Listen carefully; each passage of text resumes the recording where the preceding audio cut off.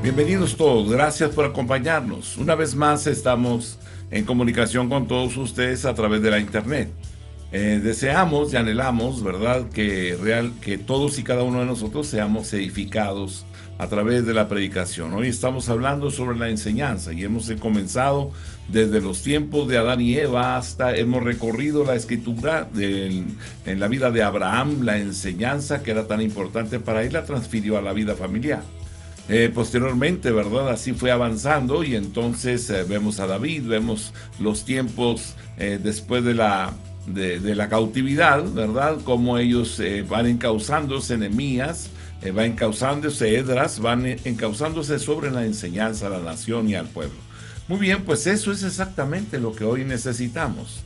Más que nunca, ¿verdad? Que la instrucción y la enseñanza dada por los padres hacia los hijos sea algo que nos distinga, que realmente estemos enfocados en instruir a nuestros hijos en los caminos de verdad y de justicia. Así que vamos a introducirnos en el tema de hoy y vamos a retomar algunas de las cosas que hemos visto esta vez pasada y este tiempo de hoy.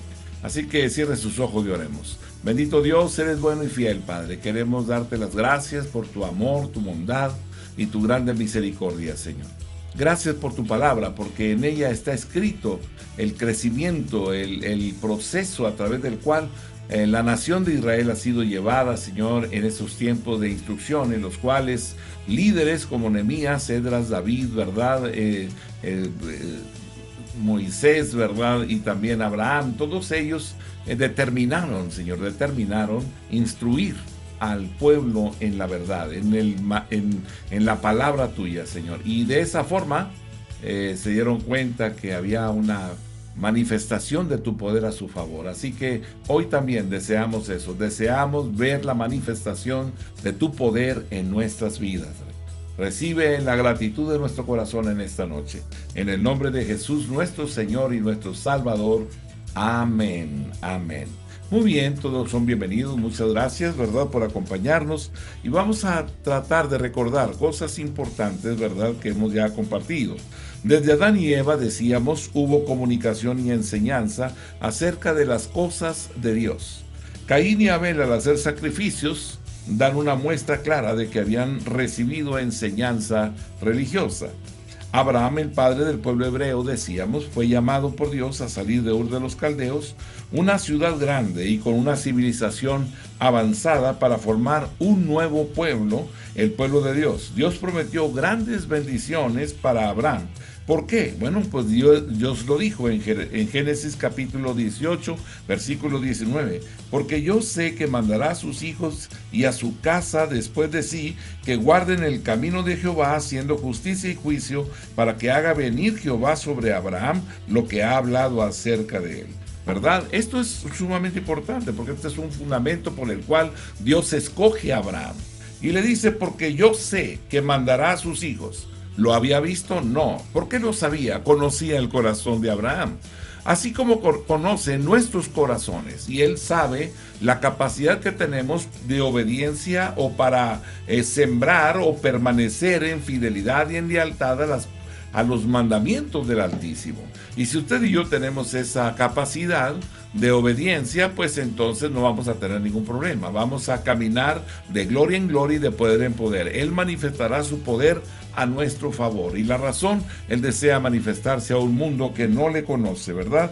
Así que gracias a Dios por todas las cosas maravillosas que Él instruyó a la vida de Abraham y que ahora nos manifiesta a nosotros la importancia que hay de la instrucción y la enseñanza para las generaciones de este tiempo. Moisés dedicaba tiempo para la instrucción del pueblo. Su suegro le dio un consejo, recuerda usted, Éxodo capítulo 18, versículo 20. Y nos dice ahí, y enseñaba a ellos las ordenanzas y las leyes, y muéstrales el camino por donde deben andar y lo que han de hacer. Deuteronomio 6, versículos 7 al 9. Y las repetirás a tus hijos y hablarás de ellas estando en tu casa y andando por el camino y al acostarte y cuando te levantes, y las atarás como una señal en tu mano y estarán como frontales entre tus ojos y las escribirás en los postes de tu casa y en tus puertas. Aleluya. Así que la instrucción era algo constante, o sea, no podemos dejar, ¿verdad?, ningún momento de estar repitiendo los mandamientos de Dios a nuestros hijos. Así que la invitación no era para hacer un devocional de 10 minutos o de 15 minutos o media hora, no. No era un devocional de minutos, sino una instrucción continua desde muy temprano por la mañana hasta tarde por la noche. No tenían muchos libros, por lo que adoptaron métodos prácticos para su enseñanza. Escribían pasajes bíblicos en sus vestidos y además en los postes y en sus puertas, en los portales de sus puertas. Luego de 40 años, cerca del río Jordán, Moisés juntó al pueblo y les instruyó, ¿verdad?, sobre muchas cosas, las cuales están en Deuteronomio, que significa repetición de la ley. Aleluya, gracias Dios. Así que de esa forma entonces, ¿verdad?, van dedicando el tiempo para dar la instrucción tanto a la familia, porque Abraham hizo el énfasis, ¿verdad?, que los padres enseñaran a sus hijos. Y de esa manera entonces los padres se levantan como maestros por excelencia en la vida de nuestros hijos y en las generaciones que nos siguen. En tiempo de los reyes, de un rey a otro, variaba mucho la situación espiritual del pueblo, ¿verdad? Primero, del pueblo unido bajo los reyes, ¿verdad? Saúl, David y Salomón. Esto era un solo reino en el cual estos hombres gobernaron. Y luego bajo los reinos divididos de Judá e Israel. Aquí se separa la nación y hay el reino de Judá, que son descendientes de David, y el reino de Jerusalén, que se ha dividido porque Jeroboam se había levantado y había separado al pueblo al ver que el hijo de Salomón no había aceptado la petición, ¿verdad?, del pueblo. Dios levantó sacerdotes y profetas para la enseñanza, pero la mayoría de los sacerdotes no estaban cumpliendo con su función. Entonces Dios utilizó a los profetas, comenzando con Samuel, y por él surgen las escuelas de profetas. En estas escuelas los alumnos estudiaban la ley. Tenían tanto éxito que desde Samuel hasta Malaquías no faltaban hombres para mantener la sucesión de maestros oficiales. Es maravilloso el Padre de las Luces porque, recuerde bien, ¿verdad?, caminamos en el reino. Los mandamientos de ordenanzas son mandamientos de ordenanzas del reino de Dios. Esos mandamientos y esas ordenanzas suavizan o dan la capacidad de ser sensibles a la voz de Dios. De esa manera entonces estamos siendo encaminados o guiados por el Espíritu Santo en este tiempo que es bastante complicado. Y de esa manera vamos de gloria en gloria y de poder en poder. Significa, vamos viendo, ¿verdad?, que la verdad de Dios es una verdad real. Es una verdad que realmente nos lleva a alcanzar los propósitos eternos. De esa forma, entonces, encontramos, ¿verdad?, cómo los profetas están siendo edificados, ¿verdad?, y cómo Samuel, ¿verdad?, que es el hombre que ha levantado esta escuela, pues claro, la asienta, la fundamenta, y posteriormente vemos otros, ¿verdad?, profetas que están ahí juntamente con los hijos de los profetas, ¿verdad? Y uno de ellos es Eliseo, ¿verdad? Y sigue ese grupo de hijos de los profetas que vivían juntos, ¿verdad? Y Eliseo era su líder. Así que habían pasado los años, ¿verdad? Y ya los profetas estaban en la escuela de profetas haciendo cargo de la instrucción y la enseñanza de aquellos que eran los sucesores. Salomón enfatiza la instrucción en el hogar. Proverbios 1:8. Oye, hijo mío, la instrucción de tu padre y no desprecies la dirección de tu madre. Aquí enseña que no solo el padre debe enseñar a los hijos, sino que también la madre. La edad de instrucción para el niño es cuando es niño. Proverbios 22:6. Instruye al niño en su camino, y aun cuando fuere viejo no se apartará de él. Así que la instrucción comienza desde pequeños, desde la cuna, desde el vientre, ¿verdad? Usted está hablándole a su niño, está transfiriéndole la verdad de Dios, está diciéndole, ¿verdad?, qué bendición es recibirlo en casa. Así que usted está hablándole del Señor desde el vientre. Asa era un rey y también promovió un avivamiento a través de la enseñanza y la instrucción, ¿verdad? Están buscando que el pueblo se interese en las cosas de Dios y que realmente cumplan con los propósitos eternos. La nación completa requiere, ¿verdad?, de la instrucción y el consejo de Dios para caminar en la paz que sobrepasa todo entendimiento. Sin la enseñanza, el pueblo decaía en todo sentido y perdía la bendición de Dios sobre su vida, ¿verdad? Y dice Segunda de Crónicas 15:3, muchos días ha estado Israel sin verdadero Dios y sin sacerdote que enseñara y sin ley. Segunda de Crónicas 17:9. Y enseñaron en Judá teniendo consigo el libro de la ley de Jehová y recorrieron todas las ciudades enseñando al pueblo. Bien, pues de esta forma entonces vamos viendo cómo se van levantando la instrucción y la enseñanza. Quiero hacer referencia hoy a que usted y yo nos encontramos en el momento preciso de retomar estas cosas que Dios nos marca en su palabra. La instrucción y la enseñanza. ¿Vendrá alguien a enseñar a mis hijos los caminos de verdad de Dios? Pues es usted el que está capacitado para instruirlo, ya que el niño sabe que quien manda en la casa es el padre. Él lo sabe desde niño, desde que nace ya él sabe que sus padres tienen la autoridad en la casa. Pero ¿qué es lo que sucede? Bueno, que si nosotros no aprovechamos para instruirlos en estas cosas, entonces los empezará a instruir personas ajenas a nuestros hogares. Y eso no podemos permitirlo, ¿verdad? Josafat fue un hombre, un rey, ¿verdad?, extraordinario. Él buscó a Dios con todo su corazón.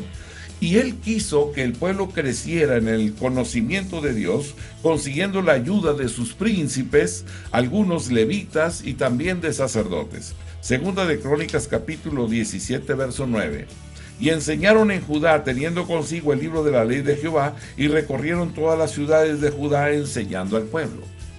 Cuando vemos las vidas de estos hombres que sirvieron a Dios y buscaron el rostro de Dios, realmente nos quedamos impactados por los resultados. 5 príncipes, 5 hombres principales, 9 levitas, ¿verdad? Hombres que tienen actividad dentro del templo. Y 2 sacerdotes participaron en este programa de enseñanza de la palabra de Dios y Dios les bendijo grandemente. Algunos años después, el pueblo de Judá dejó a su Dios, tuvo varios reyes que limitaron la enseñanza y dañaron la casa de Jehová y se estancaron. Nos alejamos de Dios, no hay continuidad de la bendición sobre nuestras vidas. Él es la fuente inagotable de vida, no es algo que podemos tomar por el fin de semana, claro que no. Él es Dios, Él es el Señor, Él puso las reglas, no usted. Así que usted y yo somos llamados a caminar con Dios y a obedecer su palabra. No puedo andar en mis caminos, más bien es en el camino de Dios. Él no anda en nuestros caminos, nosotros debemos de andar en su camino. Se levantó Josías entonces, ¿verdad?, después de Josafat, y reinó a los 8 años. A los 16 años comenzó a buscar al Dios de David su padre, y a la edad de 20 años comenzó a limpiar a Judá y a Jerusalén de los lugares altos de adoración a ídolos. A los 26 años comenzó a reparar la casa de Jehová.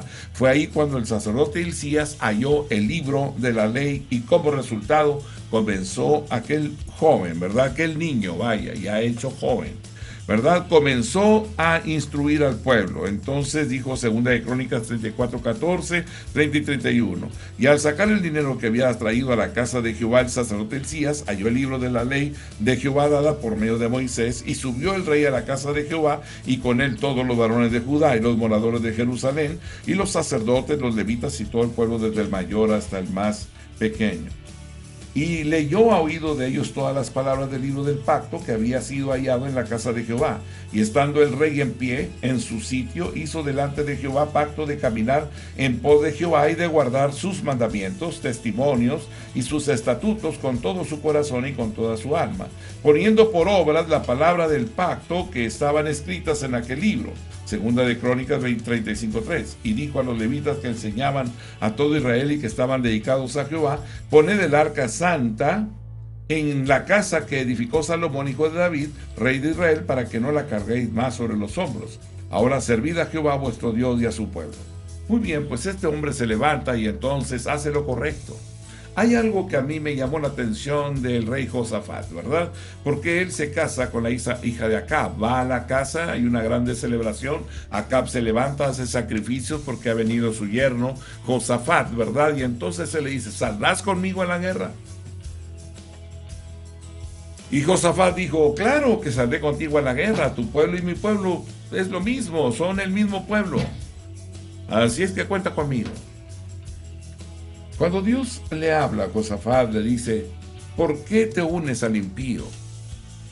Recordemos que Acab se había casado con Jezabel y Jezabel era maestra de hechicerías, ¿verdad? ¿Y qué significa esto? No significa una división de una nación, significa simplemente identificar las cosas en las cuales podemos caminar juntos, ¿verdad?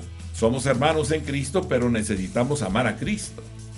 Si alguna acción no es correcta, entonces debemos señalarlo, ¿verdad? Joacim expresó su desprecio a la palabra de Dios que mandó el rollo sagrado. Fíjense bien, es otro de los reyes que se levanta y entonces en los tiempos del exilio, en los 70 años de exilio, antes de esto, Israel fue llevado cautivo por su rebelión contra Dios, luego Judá también, porque rechazó la palabra de Dios. En el año 603 fue llevado cautivo Judá.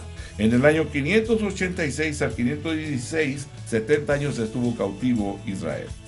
Jeremías 36, 1 al 32. Aconteció en el cuarto año de Joacim, hijo de Josías, rey de Judá, que vino esta palabra de Jehová a Jeremías diciendo, toma un rollo de libro y escribe en él todas las palabras que te he hablado. Que todas las palabras que te he hablado contra Israel y contra Judá y contra todas las naciones desde el día que comencé. Muy bien, pues entonces le he llevado el libro, Baruch se presenta y entonces al secretario, el secretario lo escucha y le dice, explícame cómo es que tú recibiste la palabra del profeta Jeremías. Él le dice, pues él habló y yo escribí. Entonces dice, muy bien, entonces dame el libro, yo lo voy a presentar al rey, y va y lo presenta al rey Joacim, y Joacim se encuentra ahí, lo empieza a escuchar, y apenas leen 4 pasajes o 4 hojas del libro, en ese momento lo arrebata o lo toma de las manos de aquel hombre que está presentándolo, y en ese momento lo pase pedazos con un cortaplumas de escriba, y en ese momento lo lanza al fuego que tenían ellos, que habían encendido en ese lugar. Y el libro se empieza a quemar y todos estaban diciendo, no, no lo hagas, por favor, no lo hagas. Y él no hace caso y lo quema, ¿verdad? Luego Dios le habla otra vez y le dice, escribe lo que había en el libro anterior y le marca otra vez el libro. Pero no solamente lo que había escrito, sino le añade más palabras.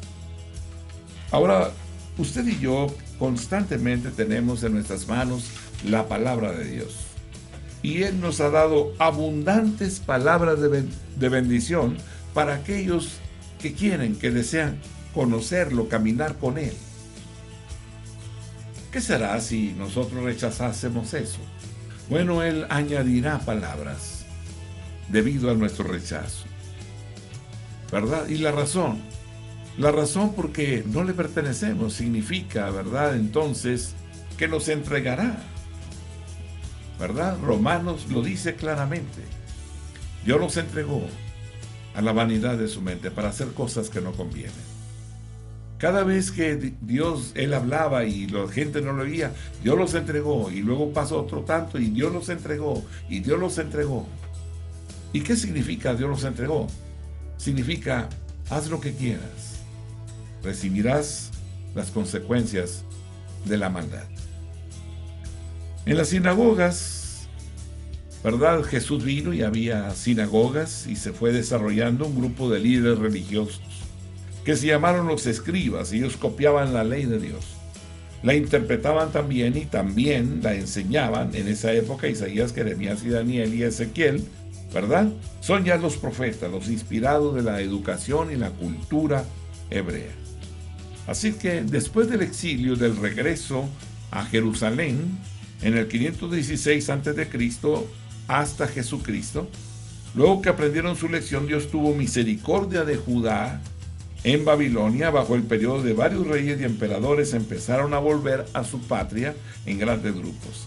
El retorno del desierto cambia el carácter del pueblo y también la educación, y así de esa forma regresa. A Jesús, cuando Él aparece, ¿verdad?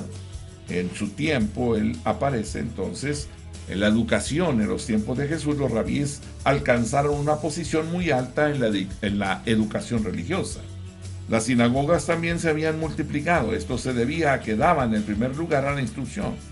Pero luego se perdió mucho del propósito, su carácter dinámico, y se constituyó en un conjunto de preceptos que se cumplían de una forma mecánica. Se enfatiza más lo externo que lo interno. Los fariseos eran una secta muy estricta en la ley, pero se olvidaron que la ley debía estar primero en el corazón y luego puesta en práctica. La educación judía realmente se dividía en dos niveles. Primero estudiaban los alumnos la ley hebrea hasta los 15 años y en el segundo periodo estudiaban en la escuela profesional de Jerusalén. Así era la situación cuando llegó Jesús al mundo. En esa condición se encontraba. Se crió en Nazaret el hijo del carpintero. Marcos 6:3 dice: ¿no es este el carpintero, hijo de María, hermano de Jacobo, de José, de Judas y de Simón? ¿No están también aquí con nosotros sus hermanas? Y se escandalizaban de él. La gente se admiraba de sus enseñanzas. Ellos no podían imaginar que una persona con una educación quizás limitada pudiera hablar con tanta sabiduría. Y Jesús nunca fue llamado predicador, sino siempre fue llamado maestro o rabí. Esto se debió a que su ministerio tenía un gran énfasis en la enseñanza. Lo llaman rabí, Nicodemo le dice rabí, y alrededor de 45 veces se le llama a Jesús maestro, lo cual era el resultado de que correspondían sus ideas con su vida. Había una congruencia entre lo que él enseñaba y lo que él vivía. Un día subió a Jerusalén y enseñaban en el templo los judíos.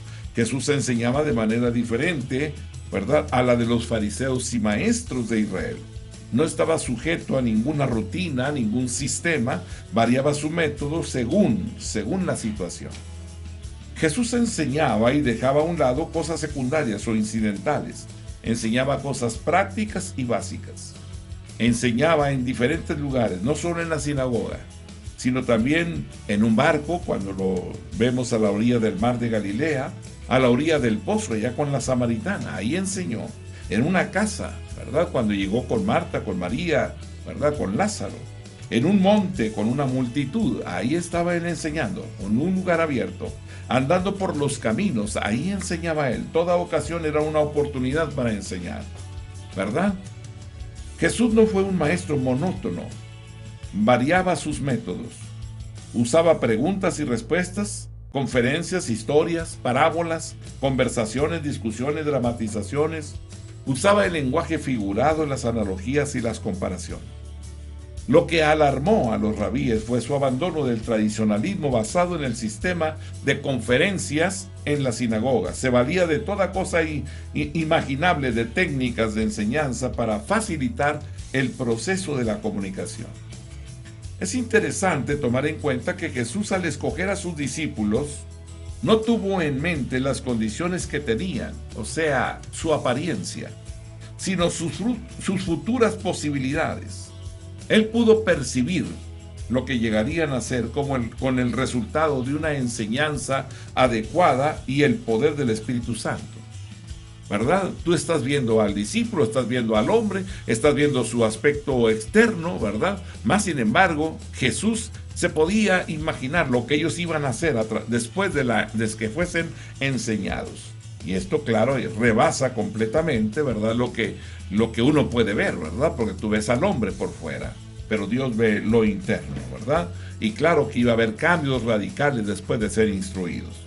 Mientras algunos consideraban que carecían de importancia a los niños, Jesús puso énfasis en el valor de ellos y dijo que deberíamos tener las características de un niño. Muchas gentes pasaron por alto esto. Aún hoy, en este tiempo, en algunas iglesias quizás esto sea o lo consideren como secundario, pero realmente esa es la generación que nos sigue y debe ser instruido en los caminos de verdad y de justicia. Así es que necesitamos poner atención en los pequeños.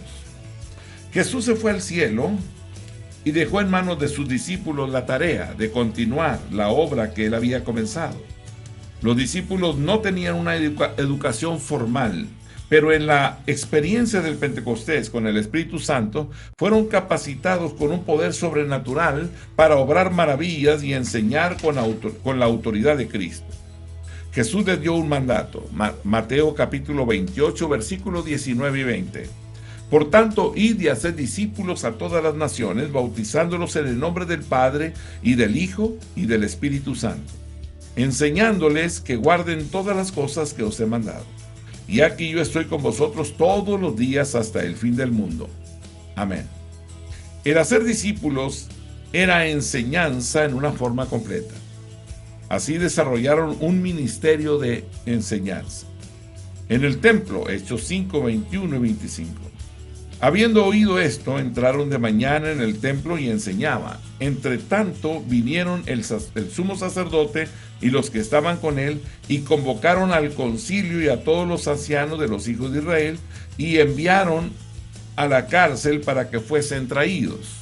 Pero viniendo uno, les dio esta noticia: he aquí, los varones que pusiste en la cárcel están en el templo y enseñan al pueblo. O sea, desarrollaron los discípulos, ¿verdad?, un ministerio de enseñanza completa, ¿verdad? Y lo hicieron en el templo, lo hicieron en las casas, Hechos 5:42. Y todos los días en el templo y por las casas no cesaban de enseñar y predicar a Jesucristo. Muchas de las iglesias o el crecimiento de las iglesias ha comenzado en las casas. Y así como ha comenzado el Señor en una casa, así la gente se va llegando y se va adicionando, tomando su espacio, su lugar, hasta que llegan y llenan completamente una casa. Y posteriormente buscan algo mayor, ¿verdad? Una casa sola, un patio grande donde poder reunirse. Y de esa forma entonces sigue la instrucción y la enseñanza, y Dios manifestándose con milagros y maravillas. De esa manera las iglesias se han establecido o han sido afirmadas, arraigadas, cimentadas. De esa manera entonces la luz está llegando a las personas, ¿verdad? Desarrollaron un ministerio de enseñanza, ¿verdad?, hacia el pueblo, Hechos 4:2. Resentidos de que enseñasen al pueblo y anunciasen en Jesús la resurrección de entre los muertos. También así, ¿verdad?, ese ministerio de enseñanza fue hacia las multitudes. Hechos capítulo 11, versículo 26. Y se congregaron ahí todo un año con la iglesia y enseñaron a mucha gente, y a los discípulos se les llamó cristianos por primera vez en Antioquía. A la muerte de Esteban, Dios habló a Saulo de Tarso. Pablo se quedó un año con 6 meses en Corinto. Hechos capítulo 18, versículo 11. Y se detuvo ahí 1 año y 6 meses enseñándoles la palabra de Dios. En Éfeso se quedó 2 años y enseñaba en las casas públicamente. Hechos capítulo 19, versículos 9 y 10. Pero endureciéndose algunos y no creyendo, maldiciendo el camino delante de la multitud, se apartó Pablo de ellos y separó a los discípulos, discutiendo cada día en la escuela de uno llamado Tirano. Así continuó por espacio de 2 años, de manera que todos los que habitaban en Asia, judíos y griegos, oyeron la palabra del Señor Jesús. Hechos 20:20. Y como nada que fuese útil he rehuido de anunciaros y enseñaros públicamente y por las casas. Pablo se había quedado en Éfeso. Pablo usaba diversos métodos. Uno de ellos era la discusión. Él se presentaba en las sinagogas y discutía, ¿verdad?, las citas del Mesías. Él argumentaba, él persuadía. Hechos capítulo 17, versículo 2. Y Pablo, como acostumbraba, fue a ellos y por 3 días de reposo discutió con ellos. Pablo usaba la discusión. Significa ahondando o profundizando en el conocimiento, en la revelación de Dios, para que despertara el hombre al conocimiento. Hechos capítulo 18, verso 4. Y discutía en la sinagoga todos los días de reposo y persuadía a judíos y a griegos. Él discutía. ¿En dónde? En la sinagoga. ¿Cuándo? Todos los días de reposo, y persuadía a judíos y a griegos. Hechos capítulo 19, verso 8. Y entrando Pablo en la sinagoga, habló con denuedo por espacio de 3 meses, discutiendo y persuadiendo acerca del reino de Dios. Se consideró a sí mismo predicador. Pablo se consideró a sí mismo así: predicador, apóstol y maestro. Segunda de Timoteo capítulo 1, versículo 11. Del cual yo fui constituido predicador, apóstol y maestro de los gentiles. Él definió su trabajo como enseñanza. Primera de Corintios capítulo número 4, versículo 17. Por esto mismo os he enviado a Timoteo, que es mi hijo amado y fiel en el Señor, el cual os recordará mi proceder en Cristo, de la manera que enseño en todas partes y en todas las iglesias. Pablo, cuyo nombre hebreo es Saulo, había recibido entrenamiento en la famosa escuela de Hiel de Gamaliel, para llegar a ser rabí. Esta disciplina de la mente le capacitó para cristalizar la teología de la denominada iglesia primitiva. Su gran capacidad intelectual y conocimiento fueron reconocidos por el rey Festo, quien declaró, Hechos capítulo 26, versículo 24. Diciendo él estas cosas en su defensa, Festo a gran voz dijo, «Estás loco, Pablo. Las muchas letras te vuelven loco». Pablo se unió a la causa del Evangelio, haciendo innumerables viajes acompañado de otros apóstoles y otros discípulos, predicando y enseñando. Él predicó en Antioquía. Pablo y Bernabé enseñaban y predicaban la palabra del Señor. Hechos capítulo 15, versículo número 35. Y Pablo y Bernabé continuaron en Antioquía enseñando la palabra del Señor y anunciando el Evangelio con otros muchos. Luego de levantar iglesias en Asia Menor, iban luego para confirmar la obra a través de la enseñanza. En la administración de la iglesia, Pablo reconoce a los maestros como un grupo especial de líderes cristianos. Primera de Corintios capítulo 12, versículo 8. Porque a este es dada por el Espíritu palabra de sabiduría, y a otro palabra de ciencia, según el mismo Espíritu. Pablo tuvo gran impacto porque no solo enseñaba, sino preparaba a otros para enseñar. Segunda de Timoteo, capítulo 2, versículo 2. Lo que has oído de mí ante muchos testigos, esto encarga a hombres fieles que sean idóneos para enseñar también a otros. Esto es como una cadena de enseñanza, la cual llegó a ser muy efectiva en la iglesia primitiva. Por el crecimiento de la iglesia cristiana del primer siglo, hubo necesidad de mucha enseñanza, la cual llegó a ser muy efectiva. Pablo desarrolló una lucha heroica por un cristianismo universal y no legalista. Debido a esto, se convirtieron al evangelio y no solo judíos, sino también gentiles, quienes no habían recibido ninguna enseñanza religiosa desde su niñez. Pablo fundamentó la iglesia. Había algo que él tenía en su corazón. Él sabía que el pueblo de Israel había sido enseñado en la palabra.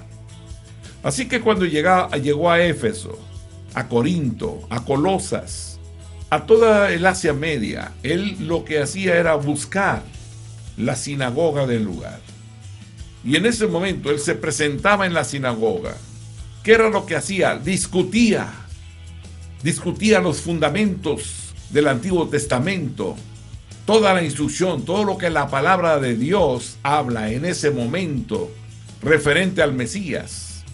Y él se para decir, soy testigo de que Jesucristo es el Mesías y que Él resucitó de entre los muertos y está vivo hoy. Él ascendió al cielo y está sentado a la diestra de la potencia del Padre. Que todo aquel que crea en Él tiene vida eterna. Él es el hombre que se levanta y está confrontando al pueblo de Israel. Y los está moviendo a celos porque los gentiles se están convirtiendo. He escuchado a judíos que dicen, ¿verdad? Me encuentro celoso porque, como lo dice la Escritura, veo las manifestaciones de Dios entre los cristianos. Y yo no sé qué es eso. Y ese es el grande problema. El Mesías fue crucificado en la cruz del Calvario hace alrededor de 2000 años. Estamos en el 2021 después de Cristo. Y en eso, ¿verdad? Hoy, la iglesia cristiana va aplicando el fundamento que Jesús dejó establecido para que ahora caminemos aplicando todo lo que Él ha dado a la iglesia. El conocimiento de la ley de Dios, la ley escrita en nuestras mentes y en nuestros corazones, porque ese es el nuevo pacto establecido en su sangre, que la ley ahora ha sido escrita adentro de nosotros. Por esa razón, Las gentes nos ven correr hacia la iglesia. Vamos corriendo hacia la iglesia. Las personas se preguntan por qué corren. Pues porque ya comenzó el culto, porque se me hizo tarde. Tengo que estar ahí, ¿verdad? Hay una premura en ello y sabemos por qué lo hacemos. Porque Jesús vive hoy. Porque vive en nosotros. Porque es la razón y el propósito por el cual nos levantamos cada mañana. Por eso nos levantamos con nuestras manos en alto. Por eso nos levantamos con un nuevo cántico cada mañana. Un canto en nuestro corazón. Un canto que nos alienta, que nos anima, que nos lleva a adorar al que vive por siempre. Esa es la vida cristiana, una vida plena, una vida poderosa. Una vida en la cual vamos sembrando y vamos cosechando los frutos que el Espíritu Santo nos ha dado a través de su semilla, la palabra del Eterno. De esa manera caminamos. Entonces Pablo, ¿verdad?, nos dice a nosotros: continuaron enseñando la palabra del Señor y anunciando el evangelio con otros muchos. Pablo estaba enseñando, porque a este es dada por el Espíritu palabra de sabiduría, a otro palabra de ciencia según el mismo Espíritu. Los dones del Espíritu empiezan a moverse en la iglesia y empiezan las personas, ¿verdad?, a manifestar a través del don el poder del Altísimo, el poder del Espíritu Santo. Son los dones dados por el Espíritu Santo, el Espíritu de verdad. Y cuando recibimos esos dones, esos 9 dones extraordinarios, ¿verdad?, el don de lenguas, el don de interpretación de lenguas, cuando estamos manifestando estos dones en nuestro diario vivir, entonces la gente, ¿verdad?, empieza a ver la realidad de Dios, porque Dios es real, Él es el Todopoderoso. Y cuando estamos ahí, ¿verdad?, con el discernimiento de espíritus, cuando estamos ahí, ¿verdad?, con esa palabra de ciencia, esa palabra de conocimiento, los dones de poder, ¿verdad?, cuando estamos manifestando esos dones a través de la fe, ¿verdad?, entonces las gentes empiezan a recibir lo que tanto habían estado buscando. Así que es necesario que como creyentes hoy demos libertad al Espíritu de Dios para hacer su obra. Él es un Dios real, un Dios todopoderoso, un creador del universo, el cual nos creó a nosotros y en Él estamos seguros, en Él estamos confiados. Él es el propósito y la razón por la cual vivimos. Necesitamos cada día levantarnos y ser impulsados para anunciar las virtudes de aquel que nos llamó de las tinieblas a su luz admirable. El Dios nuestro es un Dios maravilloso que nos ama entrañablemente. Es una cadena de enseñanzas desde el principio hasta el fin, que llegó a ser muy efectiva en la iglesia primitiva. ¿Seguirá siéndolo? Claro, definitivamente. Nunca dejaremos de meditar y de escudriñar y de revisar las Escrituras, porque ahí nos ha dicho Dios que se encuentra la vida nuestra, la fe en Jesucristo, y Él es el único y suficiente Dios verdadero y eterno. Él nos tiene esculpidos en la palma de su mano. Así que hay poder en tu boca. Yo quisiera que tomaras ese tiempo y que te acerques a tus hijos y digas: en el nombre de Jesucristo, todo aquello que se ha levantado y obstaculiza el que puedas conocerlo, lo reprendo en el nombre de Jesús y lo echo fuera de tu vida. Yo te bendigo con la palabra, con la revelación del Altísimo. Yo te bendigo con la unción del Espíritu Santo. Y si tú lo haces, tú eres el padre, es el sacerdote de la casa. Hazlo y entonces tus palabras el Señor las respaldará y sucederán milagros, cosas maravillosas, cambios radicales de conducta. Entenderán lo que jamás habían entendido. Así que el Dios del cielo y de la tierra nos ha dado a conocer su verdad y su palabra para que a través de ella santifiquemos, significa apartemos nuestra vida para Dios. Así que acércate a tus hijos y bendícelos en el nombre de Jesús. Yo te bendigo, te cubro con la sangre del Señor. Declaro la presencia de Dios en tu vida, sensibilidad en tu corazón a la palabra del Eterno, ¿verdad? Y que seas guardado siempre, todos los días de tu vida, en el hueco de su mano. Gracias, Señor, por tu bondad y tu amor. Yo bendigo a todos los padres que son los instructores en la casa. Hoy los bendigo en el nombre de Jesús y declaro la revelación en sus mentes y en sus corazones para hacer tu voluntad. Gracias, Rey, en el nombre de Jesús. Amén. Mi amado hermano, dejamos aquí el estudio. Dios te bendiga y gracias por estar aquí con nosotros. Amén.